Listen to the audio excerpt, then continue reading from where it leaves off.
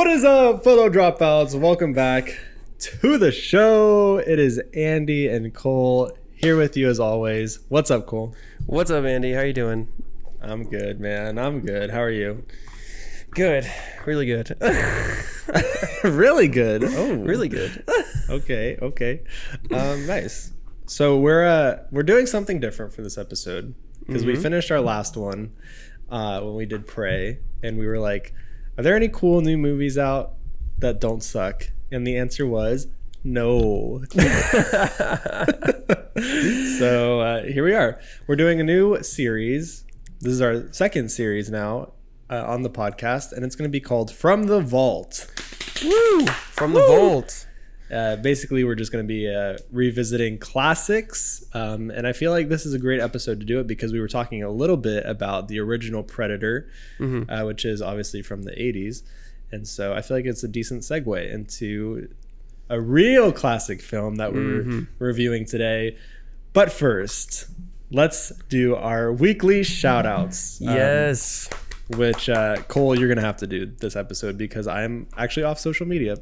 Oh, you're okay. Here, let me get there. So, I'm sorry to put you on the spot. Yeah, okay. Wow. All right. Let's go, Cole. So, okay. Let me see who our recent followers are. Yes. Dropout Squad. Okay. So, we have Kirsten. Angie? Do you already know Kirsten? Is this the same Kirsten? Or is this is a new one. Okay, so we have a new Kirsten, and I'm saying it right this time. We have. I think it's my mom's friend. Oh, well, there you go. Shout out. Thanks, Kirsten. Okay, and then we also have one more follower. We just had two, which is not bad. I mean, no. We're slacking on Instagram recently, so I don't blame them. Yeah. Okay, so our second one is John Skinner. He is my Australian friend that I was telling you about. Yeah. From the land down under. Exactly. Yeah. Yeah. No, I met him in high school. I hosted him. Like he stayed with me for a little bit. Oh, like he was an exchange student? Yep. Oh, yeah. Dope. Yeah. That's so rad. I'm staying in touch with him, which is really fun. Yeah, that's cool. And yeah, he followed the podcast. So shout out John Skinner. How many are we at right now? 60? 61, I believe. On his baby! Thank you guys so much for the support. We love you. Thanks for joining the Dropout Squad. Thank you guys. And without further ado, this very special series begins with perhaps the most classic of films ever made. A film that is widely regarded as the best of all time. That's true. It is none other than Citizen Kung Fu Kane. Panda. What? I thought you were wanting me to say it, so I'm like, okay, Citizen Kane and then Kung Fu Panda. No, it is Citizen Kane. Kung Fu Panda. So yeah, we watched Citizen Kane yesterday. And we're here to talk about it in all of its glory, all of its fame and infamy, perhaps. And so, let's do we discussed, Cole and I, doing a new thing at the very, very beginning of episodes. And we basically just count down from 3, like 3, 2, 1. And then we say either smash or pass. We're going to be trendy. Maybe we'll come up with like an actual film term that we can say. That's true. Yeah, we should. Yeah, I agree with that. But for this episode, it is smash or pass. Okay, I'm down. So, all right.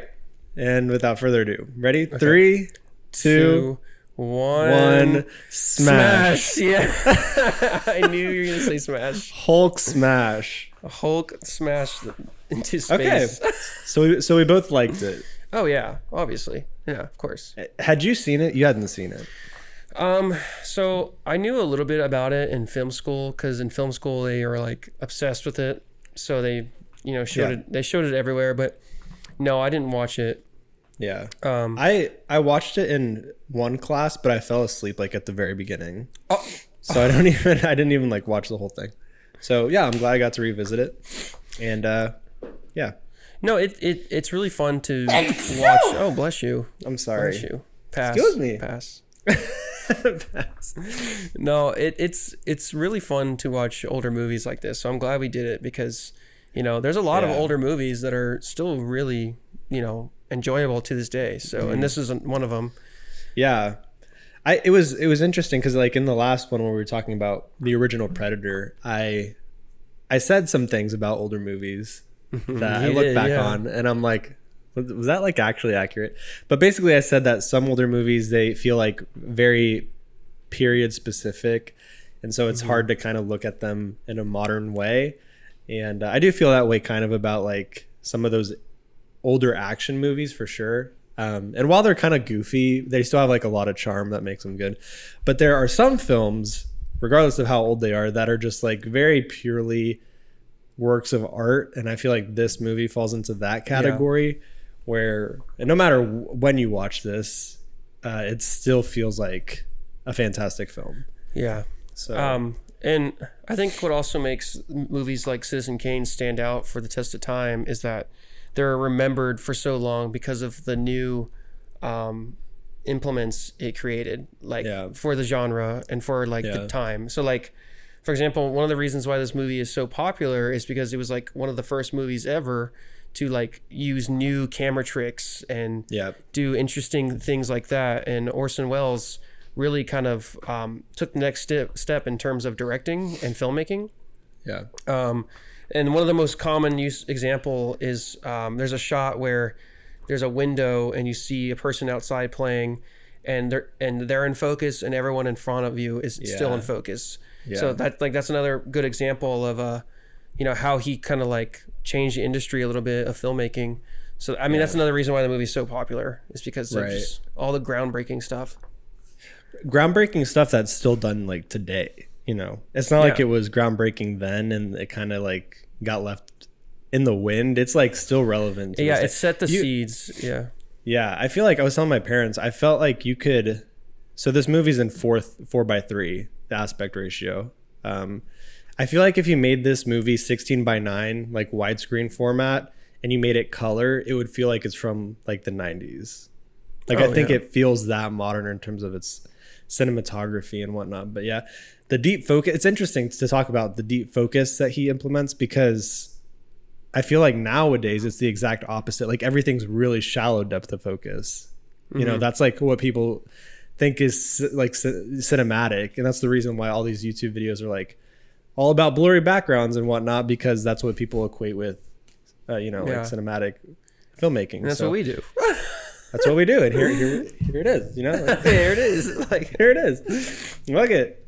So, it's interesting to see like that movie's gorgeous. Citizen Kane is like one of the most visually striking movies I've seen in a long time, I think. And it uses very different techniques that modern movies use, but also uses a lot of similar ones. So, to lend more credence to your point about the cinematography feeling timeless. It definitely does.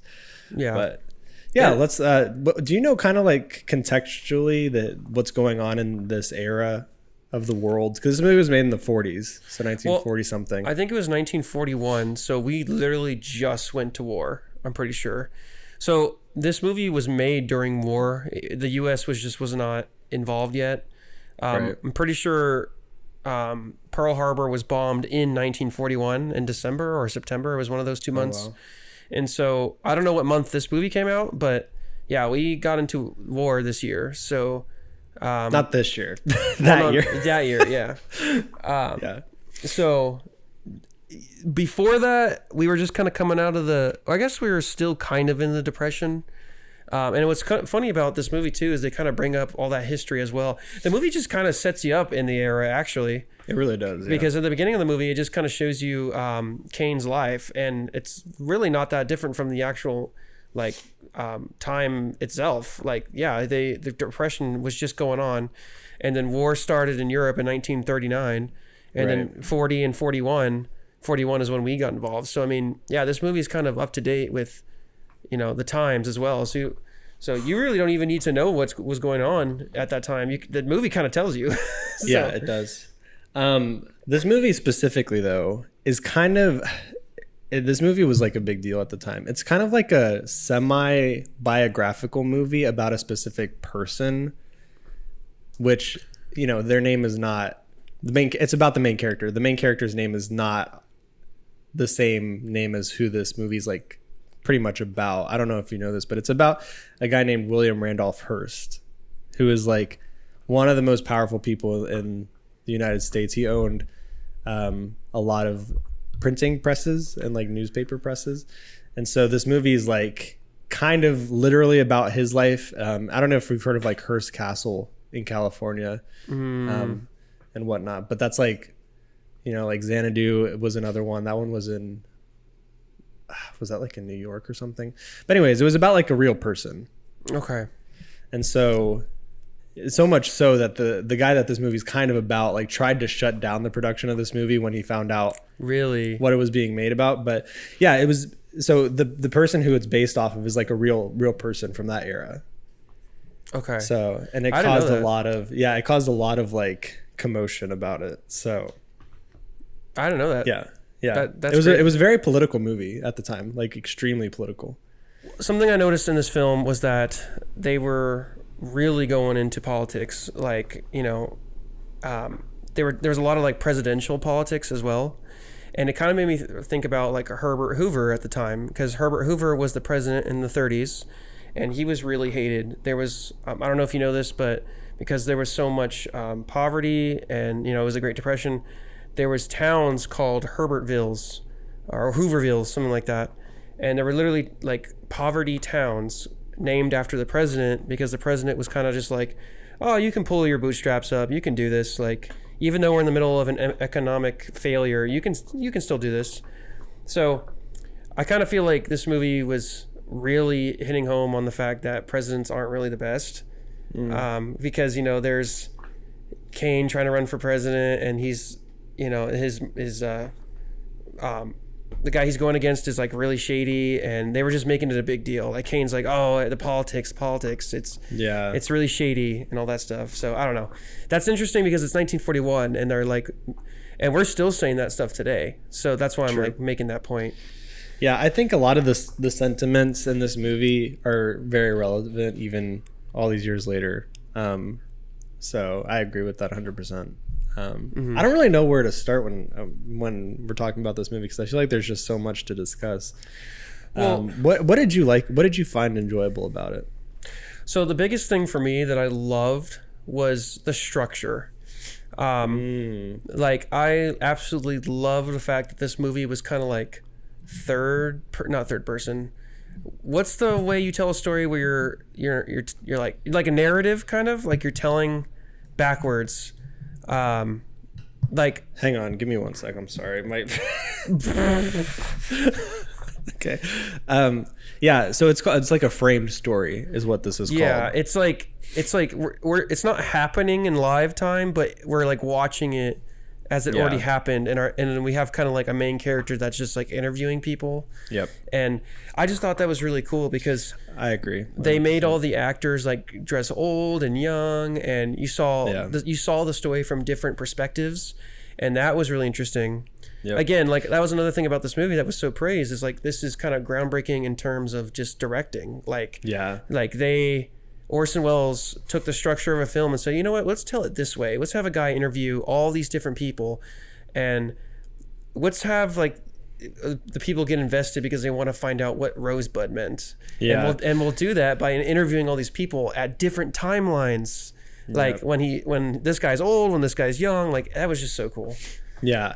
I thought, this movie's story structure is brilliant. The opening like sequence feels like it's the movie, because it's like, you think about a movie from this era, you expect it to be like that, where it's like some guy over like narrating, he's like, and there we have this, and it's just like there's text and it's like weird, like shaky cam. That's what I thought. Like I was like I don't remember the movie being this like this old feeling, but I expected it to be that, and then it stopped. Yeah, and then this shot that was like beautiful of like the light coming in and all these like, and I love the way that he portrays like these media people, they're like silhouetted, they're like in darkness, but they're like, and you're just like, whoa. And then I feel like that's where I can only imagine, like, being in the audience at that time. You see the first 10 minutes of this and you're like, this is all very normal. This is what we're expecting. This is like how we're used to like cinema. And then that shot hits and you're like, what the heck is this is different. That's what I thought too. Like the movie turns into a movie when that shot turns hits. into a movie. Yeah. Like I was kind of thinking the same thing. I'm like, okay, this just feels like it feels very old movie. Well, it like Chaplin, like that kind of era of filmmaking. Yes, it felt like that. Like the 1920s. It also felt like, have you ever seen like those old B-reels of like war, and it's like all the like old propaganda. Yeah. That's what it felt like. It felt like old propaganda, and then all of a sudden it turned into like an actual motion picture. Yes, with like one of the most gorgeous shots I've ever seen. Like literally. Yeah, and like they were all like dark lit, and they were all walking around, and they're all mysterious. Like, yeah, it's beautiful, man. It's like I was just like, holy crap! And just talk about like the brilliance of that exposition, because that 10 minutes sets up the entire film. It's like not only in the context of the story with who this guy is, right? Like this mysterious Kane, right? Charles Foster Kane, right? But it also sets up contextually what's going on in the world for like, and you get the sense that it's like setting up the past decade, and which is brilliant, not only because it completely acclimates the audience then, but I mean, now you can watch this. It's timeless now because it sets up everything that's happening in this era perfectly. Like you could go not knowing anything about history, you could go in and in the first 10 minutes, you're perfectly ready to watch the rest of the movie. And there's not many movies that I feel like are timeless on purpose like that. They might be timeless because whatever the context of it is really well known, but this movie does its due diligence to make sure that regardless of when you watch it or what you're really well set up to enjoy it. Yeah, and I mean, I like to follow up on that point, like, most movies, it takes some time to get invested in the characters, and you might not even like it, so you just kind of turn it off. Like the hook has to be strong. What's interesting about this movie is that, like I said, it's not like a regular narrative. The beginning just feels like World War II propaganda, and then all of a sudden you get that shot, and it's like that hooked you in. And it's not a narrative, it's just propaganda, and then boom, you're already hooked in. And like that is just very interesting how they were able to do that. And a lot of it was visual too, like when he's dying and he just says Rosebud and you just see like the thing fall, the globe. And it's all like super visual storytelling as well, which I love. So they set it up perfectly. The structure went like perfectly flowed to like each chapter of his life. Another thing too that I agree with that. Another thing that I thought was really interesting too was not at a single point in this movie was Kane actually alive. Like I said, this was all a story of the past. Like he was dead. He's dead this entire movie, which I thought was really cool too, because this movie is literally all about him, but he's not alive. That's interesting. Yeah, that is very interesting. I didn't even think about that. Yeah. So no, dude, I really enjoyed this movie, and I always say, like, if you're gonna watch a movie in 1940s, 30s, 20s, it's a little harder because it's got that old feeling. Like, I'm not gonna lie, it was not like visually groundbreaking because it's black and white, and it can be hard sometimes because it's older movies. But this one, even though it was like black and white and it had that old feeling, I was still really enjoying it. Yeah. At one point, I was like, I kind of forgot that it was black and white. Like I was just watching. I'm like, oh, what's gonna happen? I'm like, oh, wait a minute, this is a 1941 movie. Yeah. This movie's like freaking 60 years old. No, older, 80 years old. It's 80 years old. Yeah. That's crazy. It's wild. So story structure is brilliant. What else? We'll roll out cinematography because I feel like that's just a given. Yeah, we mentioned that anyway. Did you have a hard time with like the dialogue? So I think this is just a thing. And again, this is another point about just old movies. For some reason, in the older movies, like everyone talks really fast, really loudly at the same time. Yeah. And I don't know why. It's like 12 Angry Men. Have you ever seen 12 Angry Men? I have seen that. Yeah. Same thing. Like everyone's just like, yeah, and it's like if you're not listening, you might miss it. Yeah. You know. Yeah. And obviously, audio like from that era isn't the best thing ever. So I had a hard time with the dialogue. Oh, I put subtitles on. I put subtitles. That's smart. Whenever a movie, like, because I always, when I'm watching a movie, I want to make sure I get every little detail, because it's happened before when I'm watching a movie and I'm like, okay, that doesn't make sense, and then someone corrects me later and I'm like, well, I didn't hear that, Yeah. Right. So like, I put subtitles on if I can't hear it, because immediately, right when I got to the scene with like the lighting and like all the people smoking and stuff like that, you're like, no, I'm like, I paused it. I'm like, no, I'm putting subtitles on. Yeah, that's smart. I didn't even think to do that. Yeah. Yeah, man. And show. I'm just kidding. And show. No. Go ahead. I don't know what you're gonna say. No, I'm just honestly, I'm really glad that I watched this, because, if we weren't doing this podcast, I don't know if I would, because older movies, like I said, you don't go out of your way to watch older movies nowadays. I don't feel like ask anyone, like especially our age, no one's gonna go out of their way to watch who knows, like this movie or Casablanca or any, like they're old movies. It just doesn't feel like, for example, like, what was it? I think it was last Christmas or the Christmas before, I sat down and watched White Christmas. I don't know if you heard of that movie. I thought you were going to say It's a Wonderful Life. Well, I watch that one every year. Oh, really? I think that one hits a little bit more home because I grew up with that one. Yeah. But like when you're going into a whole new fresh movie at this age, it's a little harder. And like last Christmas when I, sat down to watch Last Christmas. Sorry. I want that on vinyl. On vinyl. I sat down to watch it, and it's a little hard. It's because it's old. But I sat through it, and that's why I praise this one so much, because I could actually sit through it and like enjoy it. Right. So. Yeah, I think just like the way that the filmmaking now has just like changed so much, and I feel like my dad his main critique of this movie was that just like old movies move so slow, and I've definitely felt that way about some. Like my main critique of Godfather is that I just can't sit through the first like 2 acts of that movie, because it just really creeps along, which I'm sure we'll visit the Godfather in this series. But yeah, I agree with that to an extent. I feel like cinema has become like so fast paced, because that's just how we're used to consuming content nowadays. It's becoming like shorter and shorter, and I feel like movies just have to adapt to that. Like Bullet Train, for example, like that movie is quick, and there's like nothing longer than there's like no like story still beat, shot or like a specific even like story part of the story that lasts more than like a couple minutes. It's just like it's boom boom boom boom to the next thing. That's actually a really good point. And that's something that I was actually talking about like a few months ago. Have you seen? Now this is gonna sound weird. Have you seen Encanto, the new Disney movie? No, I have bad history with that movie. With Encanto? Yeah. Oh. Yeah, I have bad history with that movie. Okay. I tried to watch it at like one of the lowest parts of my life, and I didn't get through it. So. Oh, okay. Well, I'm sorry about that. It's time for deep talk. We don't talk about Encanto, no. Well, no, I'll say this. When I watched it, I liked the movie, but it was so incredibly fast. Like, I'm like, this is directly targeted to kids nowadays, because kids, they have iPhones, they have TikTok.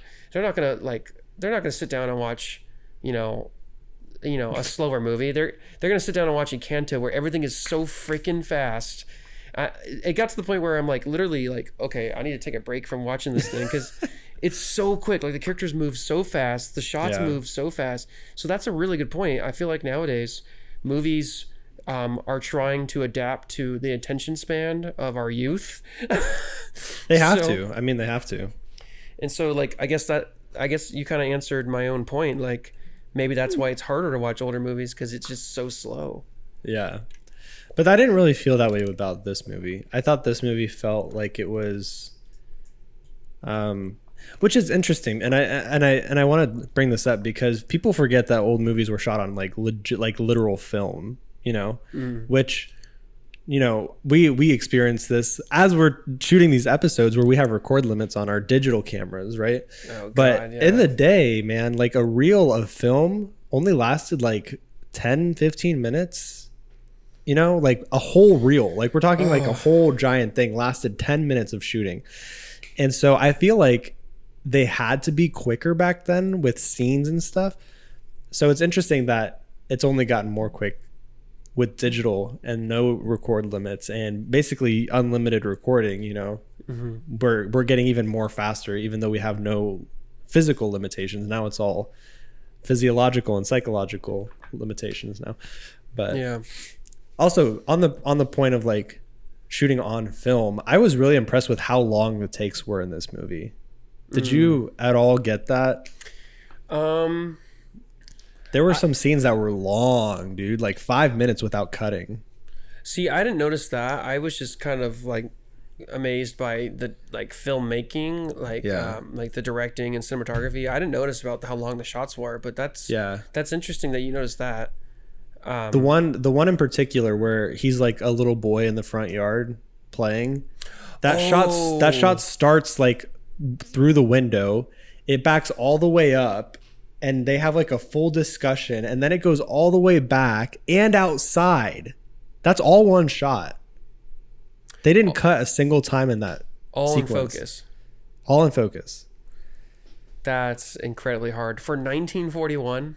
Yeah, when they had, you know, like a legit, like if they didn't get that shot right, they wasted an entire reel of film. That's like hundreds of dollars back then, you know.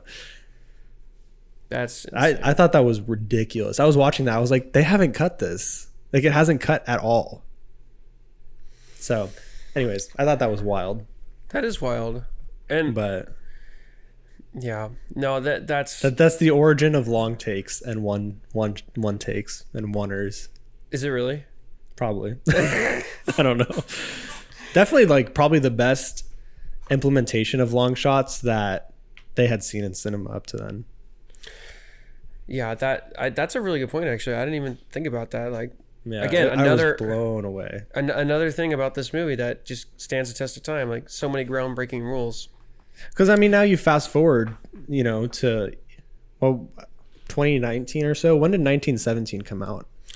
1917 came out in. You're probably right. 2019. I think it was around then. But that's a movie that's like literally based on one takes and long takes, and you see kind of the early origins of it in Citizen Kane. So yeah, that's so cool. It's really cool. So and then no, go ahead. And then I was just going to talk about your observation of like the deep focus stuff that they were doing. Mm-hmm. I wanted to. There's a little device that you can put in front of your lens called a split diopter, which allows you to do that. So there were a couple of shots where it wouldn't be physically possible to have everything in focus like that. Because there were like shots where if this is the camera, my microphone, you had like a guy's head right here, right? Like right up against it. And then you had everything else back there in focus. That's like not physically possible. So a split diopter splits the plane of focus into two separate planes. So you can have something really close up and then another plane really far back in focus as well. And that was for sure revolutionary at the time. That had never been done. I see. Again, I didn't even know that. I didn't. Yeah. That's really interesting. I'm very into it. I love that. No, yeah, that you should be. Especially again, like this movie. I can see why you like this movie so much because, you know, you're like, oh my god, this is the origin story of this. The origin story. Yeah, it feels like it in many ways. But speaking of story, let's just talk about this story. Like, yeah, I really enjoyed this story, dude. Like the whole idea is you're learning about this guy, but you're also trying to figure out what Rosebud means. Mm-hmm. And I get those two things at the same time. It was really fun. Like, I don't know. It was just so cool to see his life unfold, but you're also like wanting to figure out what Rosebud means. Yeah. So what did you think? Like, did you enjoy like the different time periods of his life and, the build up to Rosebud? Yeah, I did. I thought it was, I don't know. I like storytelling that's not linear like that. I think it's more interesting, and I think it holds your attention more too, because you're kind of like jumping in and out of different periods and different eras and whatnot of this dude's life. But I don't know, man, this movie, the reason that the story is like enjoyable to me is because of like the deeper meaning behind what's going on. And this movie's deep, like deep. Yeah.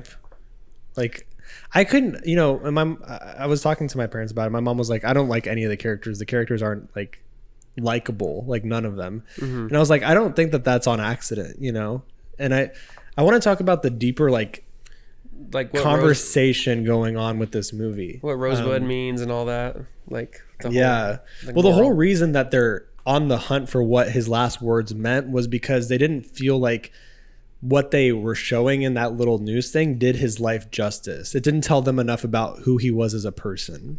It showed what he did, but it didn't show who he was. And they were like, well, maybe his last words, like surely the last thing he said is going to be telling of what kind of man he is. And so they send this reporter out to figure out what it means. But I love the idea, right? And like I mentioned, this is about William Randolph Hearst, who's one of the most powerful men in this era. And it takes that idea of like the most powerful figureheads, the most powerful politicians, like the top. And throughout this entire movie and the search for who he is as a person, you realize how broken he is. Like he's someone who has it all, but at the same time has literally nothing. Like he's freaking basically sold as a kid by his parents. And the one thing that he had was like his parents' love, and he was robbed of that as a child. And his whole life is like an endless pursuit to like feel like he has someone's love, and he can never get it, And we end up at the end kind of realizing what Rosebud means because it was the thing on his sled as a kid, And it's like that's the one thing he really cherished, which, is freaking like devastatingly sad. But it is. This movie really humanizes whoever you have in your head as like the most powerful, maybe corrupt, worst of the worst people out there. You think of like the Putins of the world, or the Hitlers of the world, and you realize that behind these incredibly scary power figures, they're just like really probably broken, kind of wimpy human beings. Yeah.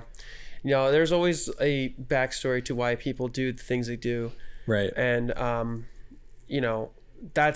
that is interesting to, like, you don't sit there and look at Citizen Kane as like, oh, a good character. You kind of just look at him to learn from him. Yeah. Like, you wouldn't make a movie about, Putin and be like, this is why Putin is a bad person. Now like him more. Like, right. You wouldn't do that because that would be messed up. He's a bad person. So like, but yeah, I agree. I think that's really interesting. And it doesn't make him like any better. It just kind of shows you like a perspective. But I also just really love the whole concept of Rosebud and how it's just the sled. Like, you're right. Like, his life was kind of, he had everything, but he really didn't have everything. And like during like the end of the movie, I was kind of thinking to myself, like, I'm seeing the message. One of the messages, like, you could have the endless amount of money and you can have endless amount of things, but at the end of the day, is that what matters? Like, are you happy? Like, right. I think happiness at the end of the day always, outperforms, what you have and all this stuff. And like, you can just see that in the shots of the movie as well. Like, I really got it when his wife was playing like board games on the floor, and there's just this shot of a wide open mansion. Yeah, like that was on purpose because they wanted to show how much freaking space there is. And she's all the way over here playing on the little puzzle on the floor. She could be anywhere in the house, like a nice couch, doing anything else, but she's just all the way in front of the camera playing with puzzles in this mansion. And it's like, she feels like completely alone and like so inconsequential, like tiny. She feels like she just like doesn't even matter in that house. Yeah. And there you go. Like, it's just, he built up this world around him and enclosed himself in, and it just kind of goes to show, and it's like it just kind of sucks, honestly. Like, it does. Yeah, I mean, the richest people could, and actually, I've made this point with Kira, actually, my girlfriend, if people don't know. Famous for saying that Michael Jackson's disease is drugs. Well, no, we were talking... Michael Jackson, bro. Michael Dracula. We were talking about it at one point, and we're like, you know what? I'm glad I'm not a celebrity, because...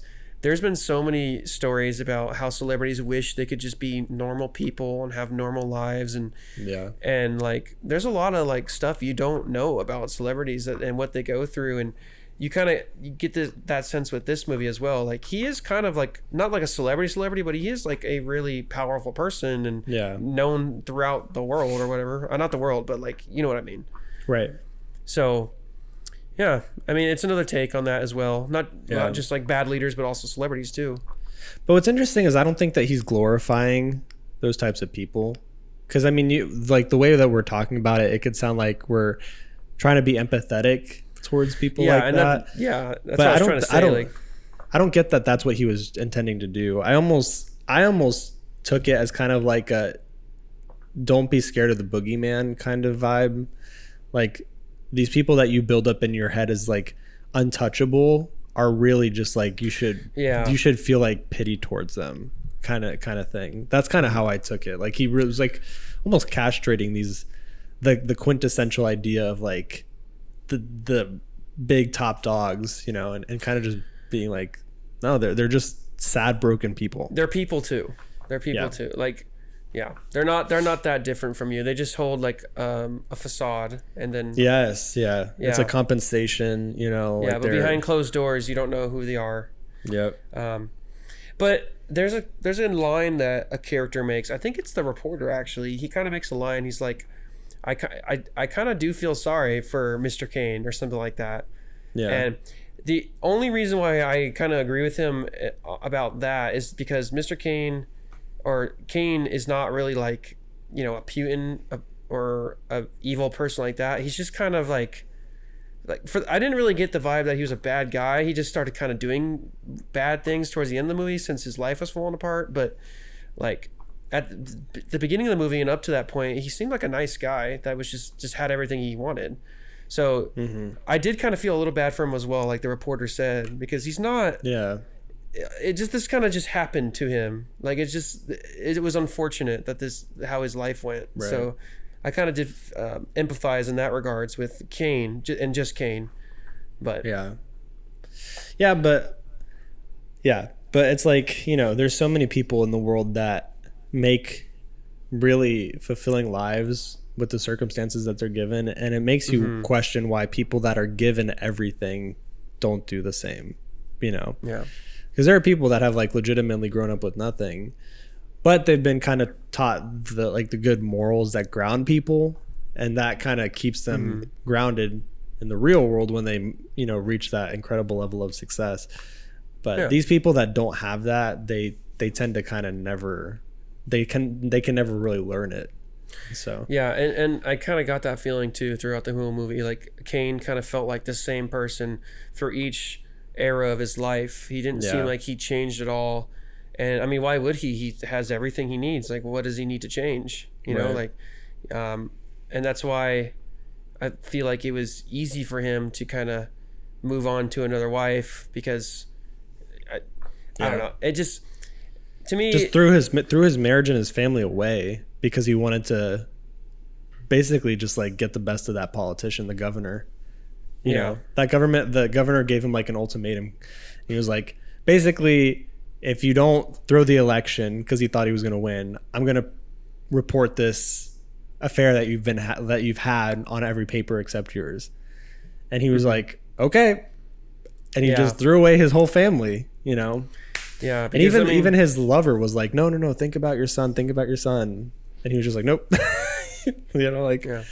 Because he doesn't, you know, have any reason to think about these consequences, because he's always been he's always had a good, comfortable life, you know? Yeah. So, like... I even think, it's like beyond that, too, because there was one of his best friends in the movie said, like, you want love from these people. And he was mainly in the context talking about like, because as the paper, like the newspaper man, he was talking about like the people, the citizens, the public. And he was like, you want these people's love and you want their approval, but it's on your terms. Like it's based about like what you put out on the paper. And that transferred into his love life. And like even his second wife said that you never loved me for me. You love me for what I do for you, Mm-hmm. And I think it's just like, it's crazy that these people are just like pawns in his game, and whatever he can like get and achieve, it's like these people are only in his life to aid that, And so it's pretty tragic. It's a tragic story. That's true. Yeah. Like my point before, it feels like he's a nice person, like when he's younger, but then he just kind of spirals into like this user and abuser. Yeah. I would say it's because he never learned those things as a child, Yeah. From early.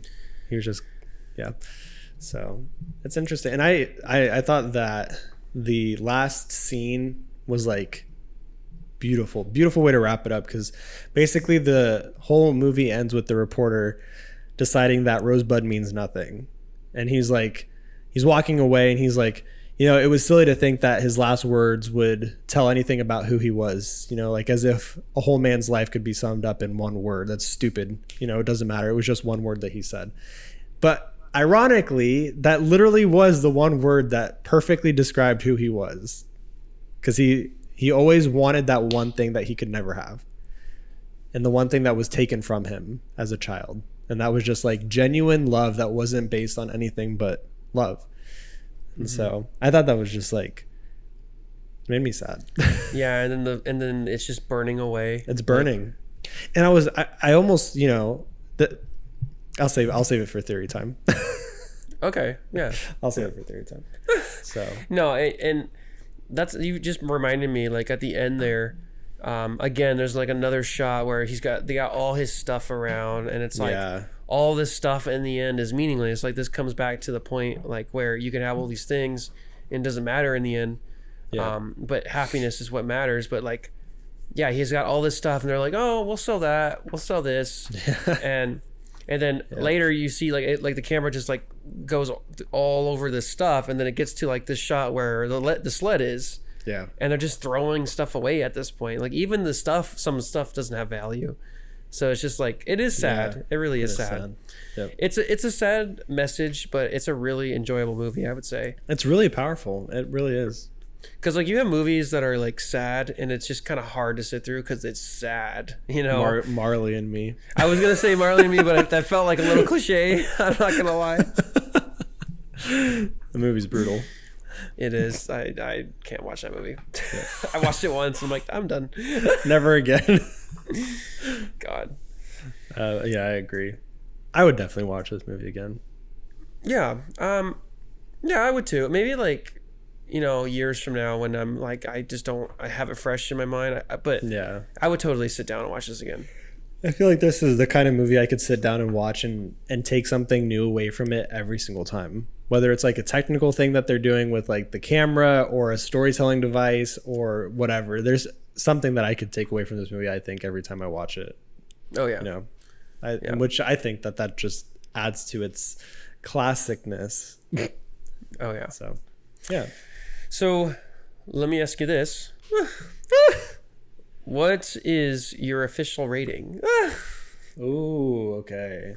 Because I have a rating, and you might think it's a little controversial, but I want to hear yours first. Well, okay. So we need to reevaluate our rating system. Because here's the thing. IMDb has never given a 10 to a movie. Mm-hmm. The highest one is 9.2. 9.2? Yeah. And so are we saying 10 is like a perfect movie, or is 10 like the best movie we've seen? Not like, well, because if a 10 out of 10 is like perfect, no movie's going to get a 10 out of 10. But if 10 out of 10 is just the best movie, then the best movie in our opinion can be a 10. You know what I'm saying? So I do know what you're saying. So which one is it? Is 10 perfect or is 10 best? I mean, this entire time I've been just kind of like ranking it as like, oh, what's worst to perfect. But like, I mean, we can rank it as whatever you want, like however you want. I mean, we can start changing it up. Like I said, the ones before I thought it was that way. But if you want to change it up to where it's like, oh, out of the movies we've seen, I'm totally cool with that. No, okay, so then we'll say 10 out of 10 is perfect, in which case nothing can be 10 out of 10. Yeah, but you can get really close to it. You can. So I would say this movie... I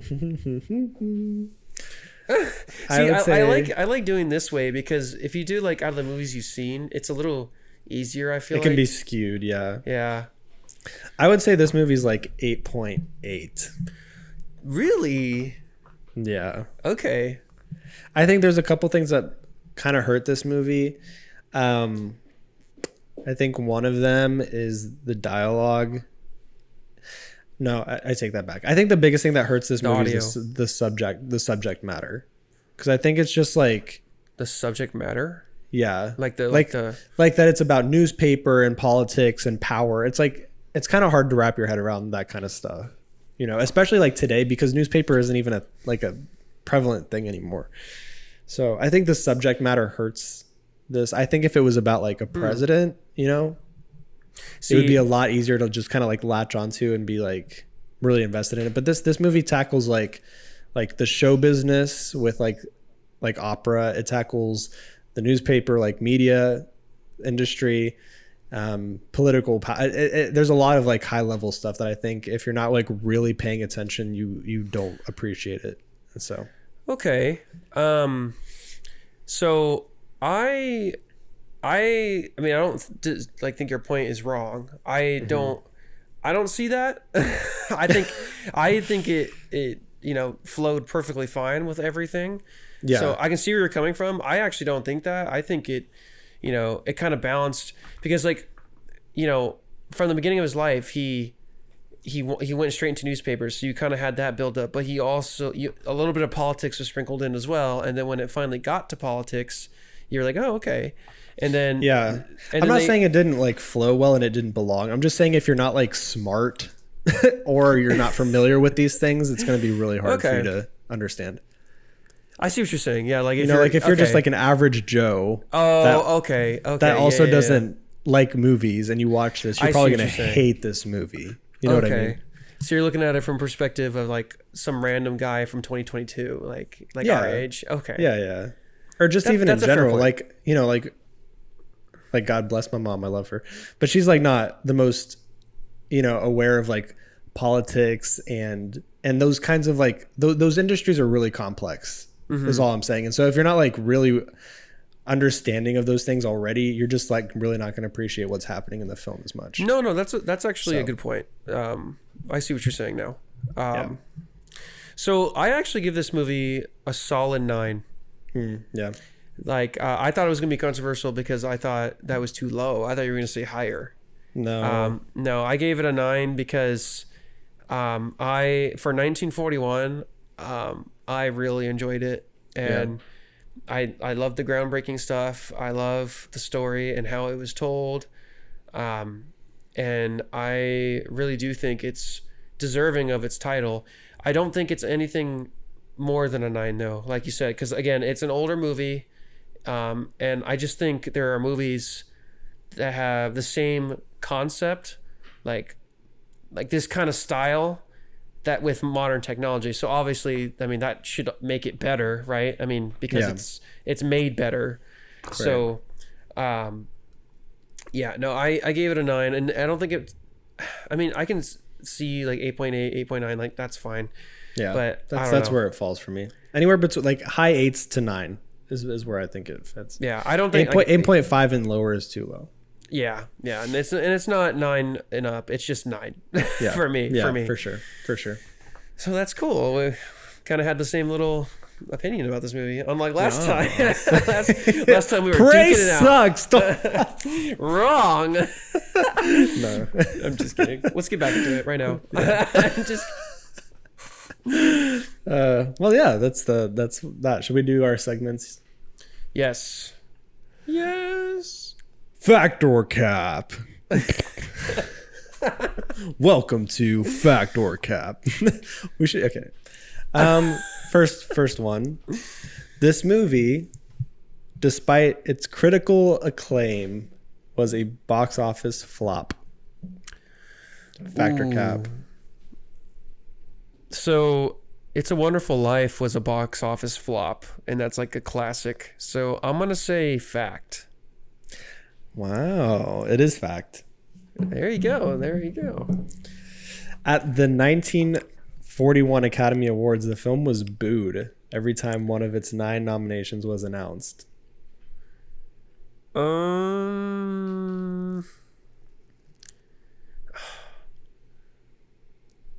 So is that like a thing nowadays too? Like if a movie flops, it still gets into the Academy? Because it's different. Basically, box office is like commercial success, and awards is like critical success. So that's like expert opinions. Like, I'm gonna say cap because I mean that just seems rude at that point, like not professional. It is true. What? It's actually part of the same trivia. I think that's my last one. Yeah, I was just reading that. It was booed every time it was nominated. Why? At the Academy Awards. I think it was just super controversial at the time. I don't know. That's so weird. Maybe it was all that guy. He was like telling the media, boo this thing. Boo it, yeah. Okay. William Randolph Hearst was so angered by the film that he accused Orson Welles of being a communist in order to keep the film from being released. Just because of the time, because they even say communist in the movie. Mm-hmm. I'm going to say fact on that. It is fact. Yep. Woo. Okay, I'm 2 for 2. So William Randolph Hearst was the guy who it's kind of about, you know. Okay. Let me read this one. Oh, I see. Okay. So this was the 3rd movie ever to have an opening without the star names, like the actors' names, as like part of the opening sequence. Do you know what I'm talking about? Yeah, like it didn't. Okay, yeah, I know what you're talking about. The 3rd movie ever? Yeah. That seems kind of unlikely because there was a lot of filmmaking in the 20s and 30s. Right. But that was also like the common practice. Was like starring Jamie Buff. I don't know. Jedediah? Jedediah. What a cool name, by the way. You know what? Screw it. I'll say fact. It's cap. It was the first. It's the first? Yep. What? It was the first movie ever to not have an opening sequence with all the actors' names. It had an ending sequence with all the actors. Yeah. But now it's like common for that in films nowadays. It's like actually more uncommon nowadays to have people's names in the opening of the film. That's a good point. Now it's typically always in the credits at the end. That's a really good point. So that the film paved the way in that. Okay, let's do like one more maybe.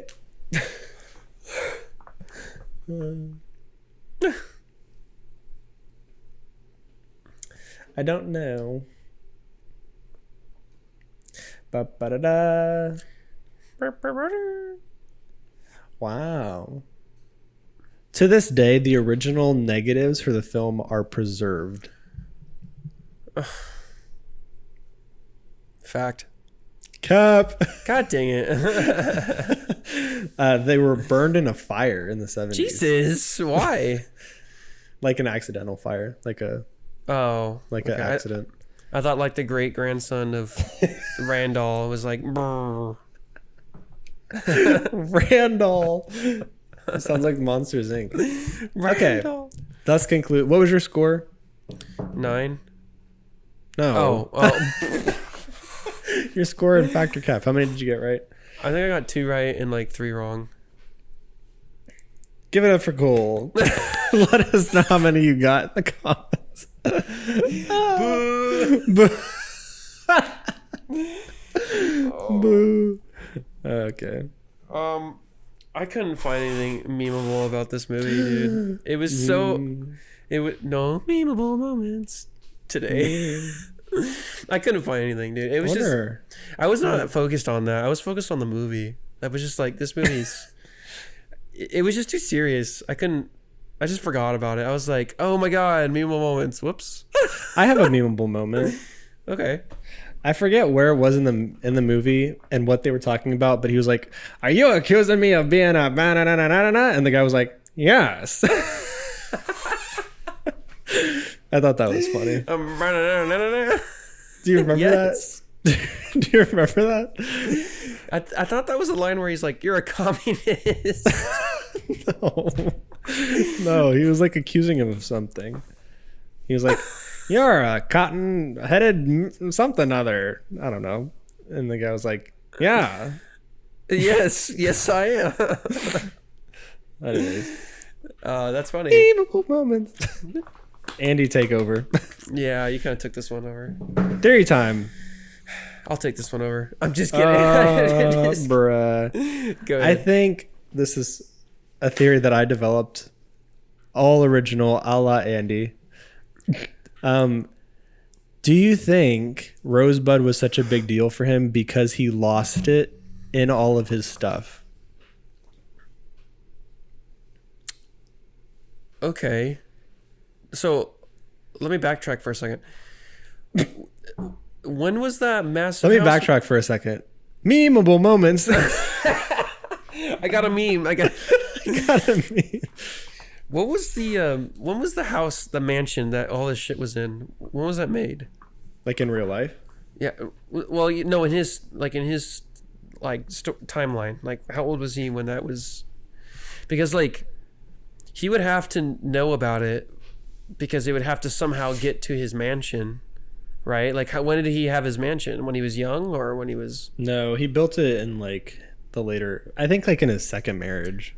So yeah, he was like 40, 30, somewhere around there. And 40s and 50s probably. So he had that sled laying around somewhere, and it's like, who else would put that in his house? He would have to have put that in his house, right? Mm-hmm. I mean, no one else would. So, well, I mean, he probably moved into that house. He had a lot of stuff. Like, he had probably paid movers to help him move. And they just moved Rosebud randomly. So that could be a point. But like, even if he put it somewhere, I'm saying, like, I wonder with all the stuff that he accumulated in that house over the years, if he lost track of where it was. Oh, like he kind of forgot about it? He forgot where it was and he couldn't find it and just became like lost in the sea of everything. Because it looked like that in the end, you know? Well, like because at the end. Because you could be right, because when he holds up the, what is it, the shaker the snow globe, yeah. The snow globe. It's the cabin, and it doesn't show the sled. It just shows the cabin and what the sled... So it's like it reminded him of it, right? Yeah. You know what I'm saying? So you could be right. And it's weird that, like, as he was dying, he had that, like, and not the actual sled. So I wonder if it's, like, even more of, like, a testament to the fact that he just had everything, but at the same time, he didn't even have the one thing that reminded him of his childhood, you know? Because he couldn't, he lost it in everything else. He just had some crappy snow globe that sort of reminded him. Sort of reminded him. That's a good point. So that makes it even sadder. It makes it even, 100% more sad. I don't even know if sad is a word. Ultimate sadness. Super Saiyan sadness 3. Super sad. Super sad. Theory time. I feel like our segments were dead for this episode. I should have brought some memes to the table, but yes. Just come at me in the comments. Just kind of roast me. It's okay. I'm allowing you. That's fine. Roast his lighting setup too. It's pretty bad. In my camera. All right. Well, that was really fun. We should. I'm wondering if we should do like a period piece, like, and then just go back. You know, like, so we're in the 40s, and the next time we do the 50s, 60s, and then just kind of go back, start all over. Go all the way up to like modern, like 2020, and then go back. Oh, we could do modern. We'll see. I mean, like 90s, 2000s maybe, but I don't know. Okay, we can do that. That's and a then good go idea. all the way back to the 20s maybe. Yes, Nosferatu. Yes, that would be fun to watch. That would be crazy. We're also gonna start another series. So we're gonna have like 3. We're gonna do one for like specific foreign movies. Hollywood Tuesdays. No. We can review Hollywood movies in this series though. It'll be all foreign movies, but I want to do some like Studio Ghibli movies. No, that's a good idea. Yeah, so we get some worldly stuff going on. Yeah. Yeah. So, yeah, we're going to be branching, which is sweet. I'm excited for it. Yeah, we're seeing all kinds of movies, man. Yeah, man. And I know that The Three Idiots, have you seen the comments for us to review The Three Idiots? That's like a huge Indian movie. They say it's the most popular Indian movie of all time. Ooh, really? Okay. When did it come out? I don't know. Oh. So we'll have to, let's see, Three Idiots. Oh, well, I don't know.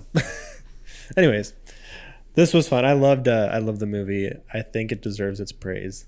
Oh, yeah. I don't know if it's the best movie of all time. I could definitely see it being one of the most influential of all time for sure. Yeah, I think it's more of an influential movie, not like a best movie. I don't know how you would like determine that, but well, I guess we'll find out. We're gonna. It's like the Starry Night versus Mona Lisa. You know. That's I guess like. Just made that up. No, I mean, no, but that makes sense though. Like what people are more like close to, but then what people are more like, oh, that message, you know, like I like that message more, but this looks prettier, I guess. True. I don't know. Well, you heard it here, folks. You heard it. All right. Well, thank you guys so much for tuning into this episode of the Film School Dropouts. We love you. Thank you guys. We'll see you next week. Give us suggestions for movies that you'd like to hear us review. It can be brand new, or it can be old, or it can be foreign. Let us know. We'll be taking submissions. But until next time, it's been Andy. And it's been cool. It's been real. Take care. Bye-bye. Thanks, guys.